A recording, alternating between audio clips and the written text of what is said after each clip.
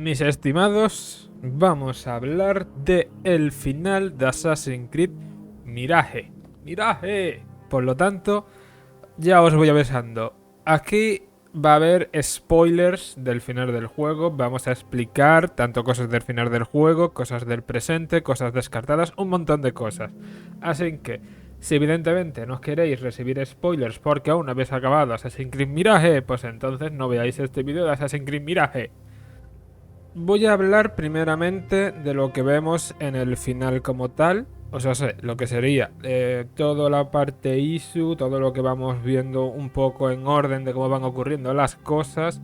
Y después de eso vamos a tratar el tema de el presente y por último el futuro de cómo va a ir la movida de Assassin's Creed. Vamos a empezar diciendo que lo que es en sí la tumba esta, el santuario de que vemos bajo Alamut, no es la primera vez que tenemos conocimiento de este santuario, ¿no? Bueno, no sabré muy bien cómo explicarlo porque realmente sí es un santuario, o sea, un templo, valga la redundancia. El caso es que ya sabíamos de este templo con anterioridad. Ya sabíamos que Altair, años más tarde de que Basin entrase, como acabo de explicar, pues ya cogió y ya abrió las puertas y básicamente pues entró dentro. Lo que Altair vio o dejó de ver en este templo evidentemente queda en un completo misterio. Pero para el tiempo de Altair, Alamut ya no estaban los asesinos allí. Así que es un poco un misterio, ¿no? De qué pudo ocurrir o qué pudo pasar con ese templo. Pero bueno, la cosa queda ahí. La cuestión, volvemos con Basin. Entramos y lo primero que vemos a los dos lados son dos grandes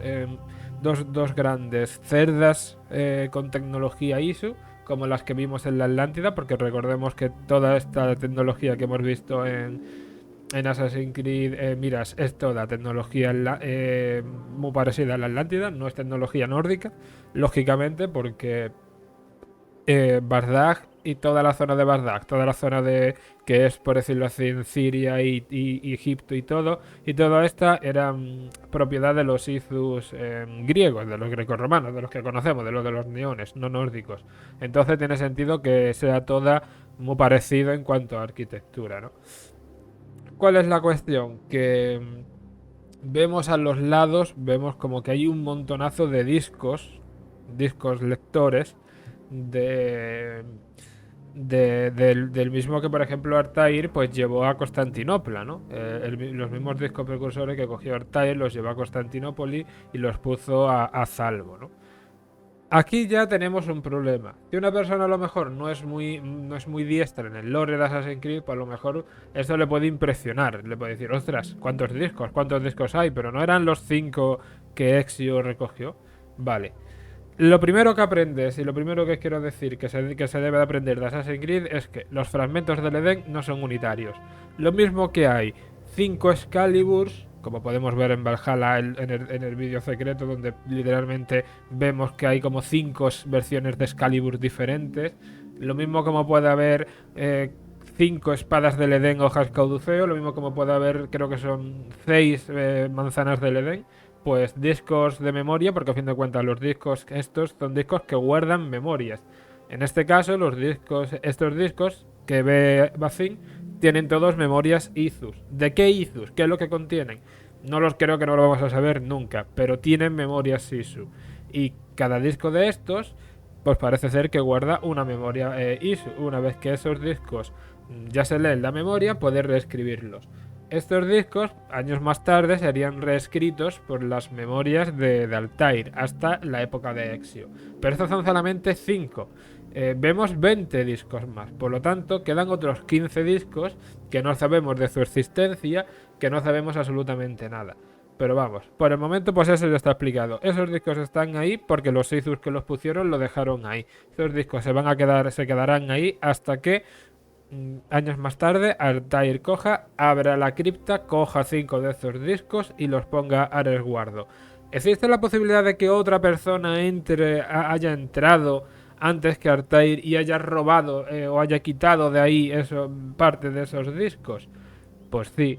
Puede ser que los discos que Altair cogió los quitó de ahí precisamente porque vio que era un problema. Es un misterio. Pero el caso es que el tema de estos discos pues está ahí. Si alguien se pregunta por qué hay tantos discos, pues esos discos los que tienen son memorias genéticas como el propio disco que vemos posteriormente que Nihal pone en la máquina lectora de discos, en la máquina, en la cárcel, ¿no? Que es como se llama. Que seguro que tendrá un nombre científico esa cárcel, pero como no nos la han dado, pues nosotros vamos a llamarlo cárcel, ¿no? Y ahí es donde, pues básicamente ve todo esto. Así que, por el momento, eso de los discos está explicado. Después de ver a los discos, Basin sigue hacia adelante y ve como que Nihal se está como quedando un poco paranoica, como que se está pillando un poco. Y básicamente pasa unas cuantas piedras, dice que de qué año sería la construcción, Nihal medio le da respondiendo pero con dudas. Basin básicamente, si activas la vista de águila, ves que hay una puerta marcada. Así que puedes coger y. Así que Basin coge y va hacia la puerta en cuestión y allí en la puerta coge y la abre, descubriendo una sala, parece ser que una cárcel, ¿no? Precursora, donde vemos que parece ser que una persona se quedó ahí, el cuerpo de una persona se quedó ahí básicamente pues secuestrada, ¿no? Enterrada. O sea, atada, secuestrada en una máquina que parece ser que es una máquina de contención, ¿no? Que es una máquina que si habéis visto muchas películas de ciencia ficción, pues no, os parecerá muy normal, porque realmente es que la máquina no es que sea rara. Es una máquina donde parece ser que los Izus, pues podías encerrarlos ahí y se quedaban ahí encerrados. Una vez que ya Bacin se queda un poco como anonadado, como diciendo, ostras, ¿qué ocurre aquí? ¿Qué pasa? Tal, Pascual, ¿qué ocurre? Nihal, como he comentado antes, pone el disco y vemos una secuencia donde vemos a dos Izus hablando el rúnico, que es el idioma que hablan los Izus. Aunque es muy complicado entender lo que dicen, porque el lenguaje Isu para alguien que sabe, como es mi caso, no funciona como puede funcionar otros lenguajes bilingüales, como por ejemplo que funcionan por palabras y esas palabras conjugan verbos. En este caso, el lenguaje ISU literalmente funciona por palabras, o sea, no por vocales, por palabras. No vocales que conjugan verbos y con verbos hacen oraciones. En este caso, literalmente funciona por palabras y algunas, vamos a decirlo así, vocales, y de esas palabras hacen frases. Entonces es muy complicado saber a ciencia cierta lo que dicen, pero parece ser que básicamente lo que dicen, combinando la escena del prólogo con la escena del final, recordemos, lo que dicen básicamente parece ser que hay un Isu, Loki, vamos a suponer, que es el que está el que está encarcelado, le dice que si no sabes cuál es, que si no sabe cuál es tu nombre y que se lo va a tener que recordar. El otro luego le dice que no lo recuerda y luego le dice el guardián suficiente otra vez de nuevo, el encarcelado le dice, tú me dejaste salir. Y luego ya por último, ocurriendo ya al final del prólogo, dice, silencio, ¿sabes? Básicamente, lo que podemos deducir con lo que está ocurriendo aquí es básicamente uno de los ritos nórdicos, que es lo que casi todo el mundo más o menos está comentando. Y es que sabemos que, por Valhalla básicamente, que Loki fue secuestrado en Asgard. Aquí tenemos un problema porque realmente aquí Loki no está en Asgard, o al menos no parece que esté en Asgard. ¿Cuál es la cuestión? Si nosotros seguimos el rito nórdico, Loki cogió y fue llevado hacia una cueva por Odín. Quiero recordar que fue. Y en la cueva fue secuestrado. Pues parece ser que, o sea, secuestrado, atado básicamente, de hecho con los cezos de uno de sus hijos, si no recuerdo mal. Con el interior de uno de sus hijos y le estaba cayendo en el pecho veneno. Creo recordar que ese es el mito nórdico que están intentando imitar. Entonces, parece ser que aquí lo que básicamente Loki quiere, están diciendo lo que están diciendo estos dos Izus, básicamente Loki es diciéndole que no entiende por qué está apresado si literalmente esta persona en sí le permitió básicamente pues como salir, ¿no? Entonces, básicamente el otro está diciendo que se calme, que silencio, que eso no puede continuar, que no quiere escucharlo. La cuestión es que yo creo que este Isu que nosotros pensamos que es Odín, evidentemente Odín no dejaría libre a Loki. Pero sí que existe la posibilidad de que este guardián, más que ese Odín, fuese o Tyr o Hunder. Recordemos que Hunder es mitológicamente hablando, es el dios nórdico que Loki cogería e intentaría como engañarle porque es ciego, le daría la flecha con muérdago para que disparase, ¿no?, con su arco a Bardur y Bardur pues las picharía, ¿no? Entonces ahí tenemos dos posibilidades del guardián.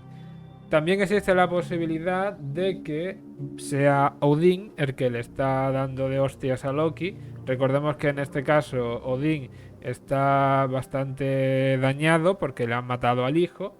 Y existe la posibilidad de que esta frase básicamente sea algo así como que Loki le está diciendo que por tu nombre me prometiste que no tocarías a mi familia. Posteriormente Odín se haga un poco el Loki y diga lo recuerdo pero ya no lo voy a cumplir o cualquier cosa así, y Loki le volviese a decir que tú me dejaste escapar, cuando esto encajaría cuando en Jotunheim se enfrentó y Loki cogió y escapó convirtiéndose en un salmón. Entonces hay bastantes cosas aquí que posiblemente fuesen, pero bueno. Ahora bien, vamos a explicar lo que ocurre después de esto. Ya he explicado un poco lo que significa. Ahora vamos a coger y vamos a explicar qué es lo que ocurre después, porque a más de uno a lo mejor le puede estallar la mente. Lo que básicamente ocurre después, que seguro que alguno se queda como, ostra, pero ¿qué pasa con Nihal? O sea, ¿qué es Nihal? ¿Qué es esto? Bueno, volvemos otra vez a Valhalla. Recordemos que en Valhalla, Eivor tuvo visiones de Odín durante todo el videojuego. Lo que pasa es que Eivor, debido a cómo era el personaje, ya que estaba evidentemente interiorizando su religión o su creencia, pues Odín le aparecía básicamente en su mente. ¿Cuál es la cuestión? Que en este caso Basin no tiene esa creencia. En todo caso, Basin lo que tiene es miedo y está exteriorizando, no interiorizando el miedo. ¿Cuál es entonces aquí la cuestión? Pues que él básicamente se quedó tan traumatizado con este tema. Y bueno, no solo traumatizado, también es que entre que estaba traumatizado por lo que le pasó a su familia, a su padre, tal, que lo escuchamos en todo el juego, combinado además con que tenía a Loki dentro, el Hugger de Loki dentro, básicamente hizo un parecido a lo que hizo Ivor, pero en vez de hacerlo interior, lo hizo de forma exterior, ¿no? Y básicamente creó a Nihal, básicamente era como su amiga imaginaria, vamos a decirlo así, ¿no? Entonces, básicamente, Nihal estaba constantemente con él porque Nihal no existía, básicamente. O sea, Nihal no es que fuese una persona que los demás viesen, solo la veía Basin. Y por eso, pero Basin se pensaba que era real, ¿no? Entonces, aquí estamos en un punto en el que vemos básicamente como por fin se da nombre, se da sentido a la palabra Miras, que significa reflejo, ¿no? Y vemos como básicamente Basin empieza a entender que Nihal es un reflejo suyo, la otra parte de su conciencia, la parte de Loki, ¿no? Entonces, básicamente, cuando Loki dice en Valhalla que él y Basin tuvieron como una charla, podemos entender que se refiere básicamente a esto, ¿no? Al conocimiento mutuo que tuvieron cuando Basin pues era Nihal, ¿no? Cuando Loki en este caso era Nihal. Y eso es un poco lo que ocurre. Entonces, para que se entienda, Nihal es básicamente una representación de Basin, no mitológica, de una persona que él utiliza como un escape hacia todos los problemas que está teniendo. ¿Qué es el genio? Porque también algunos se preguntarán, bueno, entonces, ¿el genio que es un bicho? Bueno, pues el genio viene a personificar básicamente el miedo que Loki sintió, o que en este caso que Basin está sintiendo, cuando básicamente lo estaban dando de hostias en Asgard.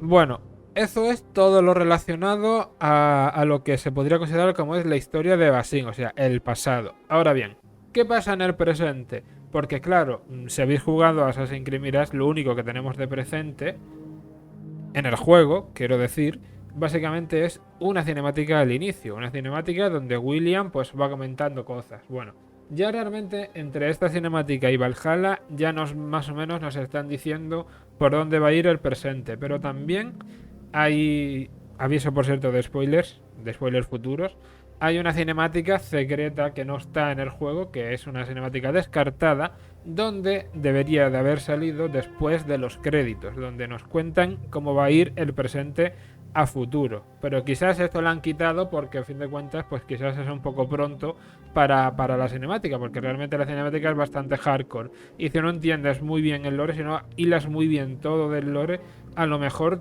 te puedes perder con esa cinemática. Pero vayamos por partes. Lo primero que voy a explicar del presente es la cinemática del inicio.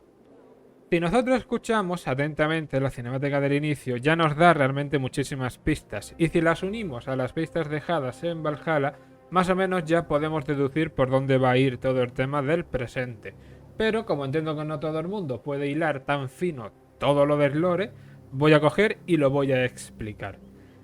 En Assassin's Creed Valhalla se nos da a entender que Basing, Loki, valga la redundancia, nos cogen y nos coge, digo nos cogen porque creo que son dos personas, pero no, es la misma, nos coge y nos dice que parece ser que ahora mismo los Assassins están como muy flojos de poder a comparación a lo que él dejó atrás. Ahora hemos visto un poco a lo que se refiere con que él dejó atrás, ¿no? Y que van a coger y que se van a enfrentar a Astergo, a los templarios, pero que no lo va a hacer solo, que primero va a reunir a su familia, ¿no? En un nuevo mundo. Recordemos que lo de la frase de un nuevo mundo espera es como yo diría que la coletilla preferida de Loki, ¿no? De Basing, ¿no? Vale, esto al principio puede parecer un tanto exagerado, pero si nosotros cogemos en Mirage y escuchamos atentamente todo lo que dice William, literalmente William coge y William dice: una vez preguntaste por este recuerdo y yo te dije que se había borrado, te mentí. Quizás sea él uno de los ocultos, de los nuestros que se enfrentó a un cambio más brusco, algo se dice, y posteriormente dice: pero es lo que necesitamos porque nos vamos a enfrentar a algo como él. Ya aquí nos está confirmando William básicamente que los asesinos básicamente se están afrontando a un nuevo cambio, ¿no? Y que la nueva etapa del presente en la historia del presente, del lore del presente, va a hacer básicamente lo que yo ya supuse y la que yo ya os comenté hace unos cuantos vídeos, muchísimos meses atrás, ¿no? Que básicamente los asesinos se van a enfrentar a un nuevo cambio. Quizás no de nombre, pero sí de mentalidad y sí de forma. Recordemos que ahora mismo los asesinos, teniendo básicamente a un Isu en sus filas, porque confirmamos en Valhalla que básicamente, bueno, y se confirma también en Mirage básicamente que Basing es actualmente de los asesinos y que actualmente es posiblemente el asesino, el personaje más fuerte que existe en Assassin's Creed, conocido. Si hay un Izu desconocido que nos van a presentar próximamente, pues no sabemos. Pero conocido actualmente Basing es el más poderoso, ¿no? Entonces, básicamente esto se nos confirma que la nueva historia del presente va a ser la historia de los asesinos renaciendo, vamos a decirlo así, no el renacimiento, el despertar de los asesinos, vamos a llamarlo así hasta que Ubisoft pues no lo confirme, ¿no? ¿Cuál es la cuestión? Que en el vídeo del presente también se nos dice un detalle, y esto realmente es un extra, que realmente es un extra para la historia de Desmond, realmente, que a lo mejor no hacía falta, pero que bueno, que lo decidieron poner. Cuando William coge en el vídeo del presente, en el vídeo del inicio del juego, y dice: tú preguntaste por este recuerdo y yo te dije que se había eliminado, se está refiriendo a Desmond. Y se está refiriendo concretamente realmente es un cameo sobre otro cameo, vamos a decirlo. Es una referencia sobre otra referencia. Y es que cuando entre el Assassin's Creed Revelation y el Assassin's Creed 3 hubieron unas cuantas conversaciones que tuvieron Desmond en el camión mientras viajaban de un lado para otro, ¿no? Y parece ser que en uno de esos recuerdos, como se nos menciona en Valhalla, Desmond empezó a filosofar sobre el sentido de los asesinos. Y parece ser que en uno de esos viajes pues le preguntaría a William si se coge y si se sabe algo de lo anterior a Altair.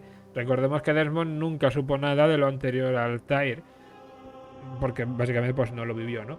Y William en ese momento cogió y le dijo que parece ser que le dijo que no se sabía nada, ¿no?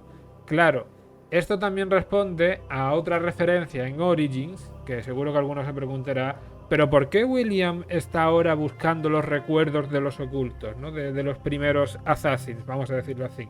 Pues esto es una referencia relacionada a Origins, donde hay un diálogo secreto en Assassin's Creed Origins donde básicamente William se pone frente a la tumba de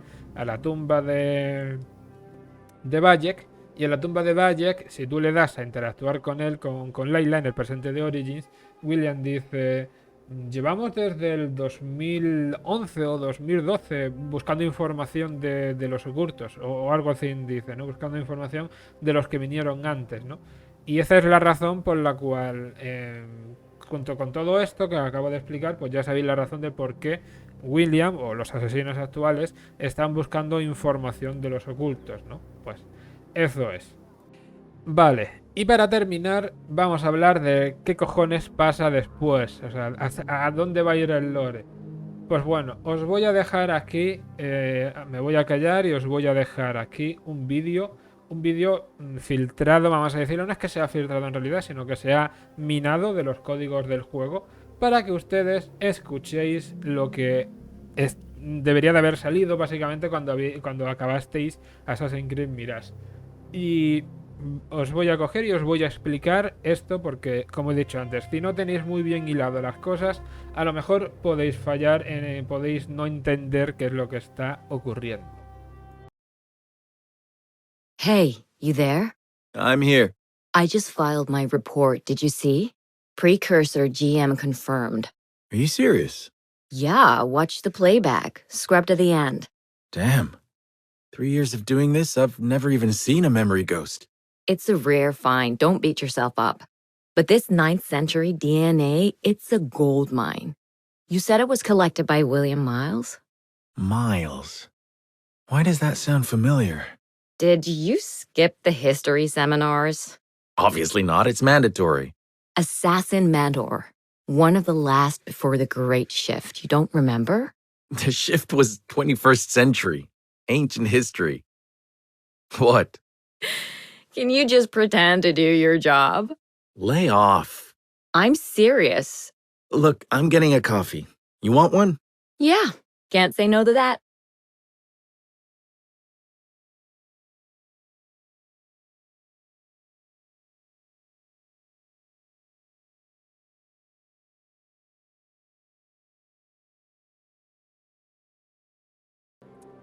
Bien, nos ponen básicamente en una tierra desértica, que ahora empezaré a explicar movidas aquí, y nos ponen básicamente un operador del Animus y otra persona hablando. Parece ser que el operador del Animus, que es una mujer, le está como contando cosas al operario, ¿no?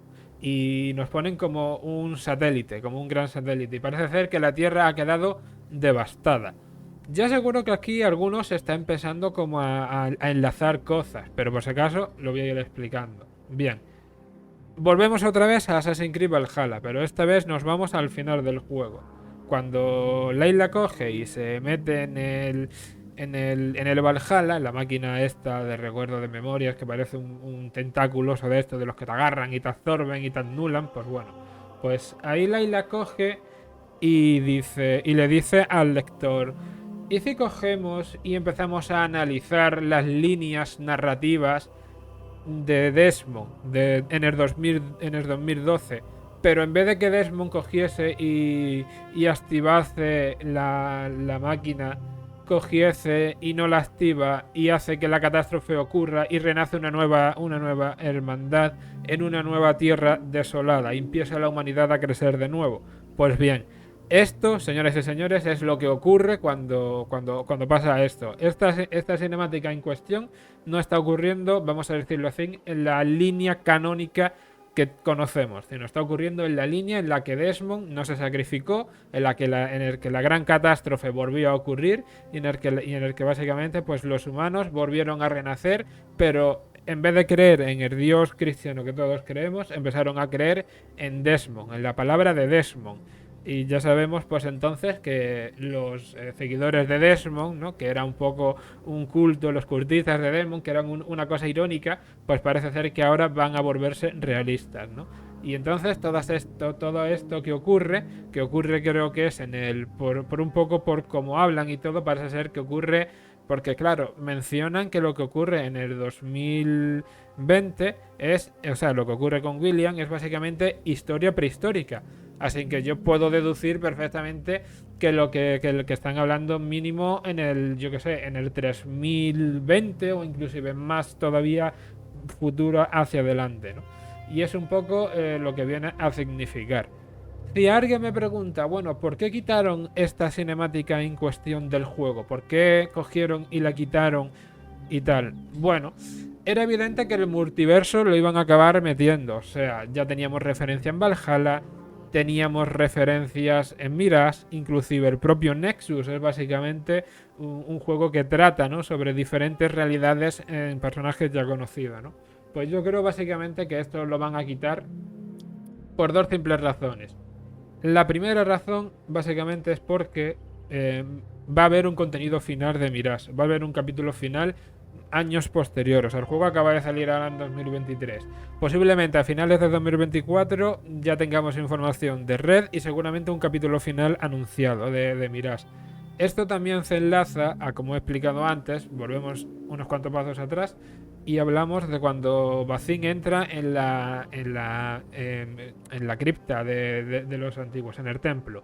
Cuando entra, si nosotros activamos la visión del águila, podemos ver que hay dos puertas que tienen el icono para poder abrirlas.